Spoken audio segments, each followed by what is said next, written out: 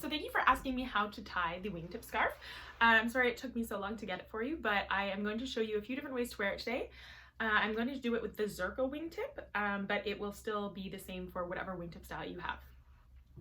So what I normally say in person in stores to customers that I can't really as much do online is this is the wingtip scarf. So it's a split seam infinity, which allows it to fall longer on the torso when you double wrap it properly than a traditional infinity scarf would. So what I say is to put the leather label behind the neck with the wingtip open facing down.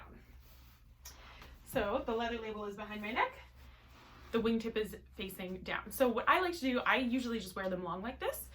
When you're working from home, it's kind of like a nice little blanket. But then when you go outside or have a coat on, the reason you put the leather label is in the back is that so when you double wrap it, I like to make the top circle a little bit smaller than the second. So it sits kind of inside and on top of the second loop.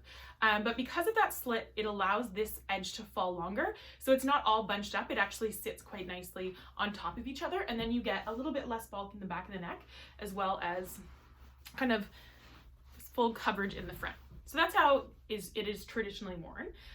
There's also a few other ways to wear it that I'll show you as well. So instead of putting the leather label behind the neck, you can also put it to the side, oops, and have the wingtip split seam kind of have your arm come out through of it. So it's a little bit more like a shawl. And that way it covers a bit more of your back if you just wanted to wear it down.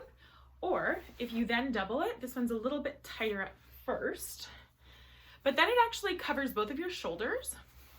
And it is a little bit more like a snood or kind of like a cape or poncho. It just covers your shoulders a little bit more if you're just sitting indoors and it's really cold. So it's kind of like a little bit more of like a foulard kind of on top, as opposed to a front scarf if you're wearing a jacket. So this is one that I really like to wear when I'm inside. It's just super cozy, keeps me really warm, and it also stays in place. But the Zirco scarf is big enough to do that with. But you can try it with any of the wingtip scarves. A third way to wear it, which a lot of my customers have told me about, I haven't done it as much, but I actually reverse it and I put it as if I'm gonna put it over my head, but I just kind of swing it around my shoulders and have the wingtips open facing up. And then it's actually, so it's behind my vest here, and it becomes a little bit more of a vest. And some people even belt it around their waist. And then it's almost like a little jacket.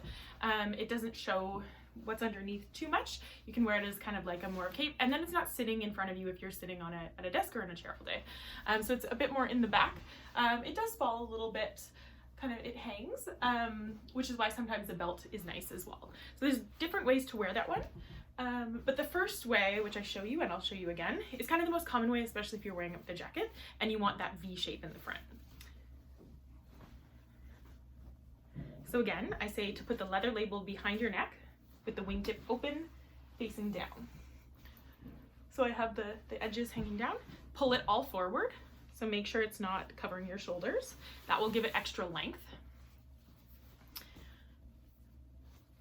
And then double wrap it, making sure the top loop is a little bit smaller and sits kind of within the second loop, and just pull the edges so that the length part where you have the wingtip right here is kind of at the longest edge so that it sits a bit longer. And then you get that nice kind of front V shape, which is how it is shown in the pictures and how some of you ask how to get it like that. And it's really just ensuring the top loop sits a little bit longer in the second loop. And there you have it. Thank you.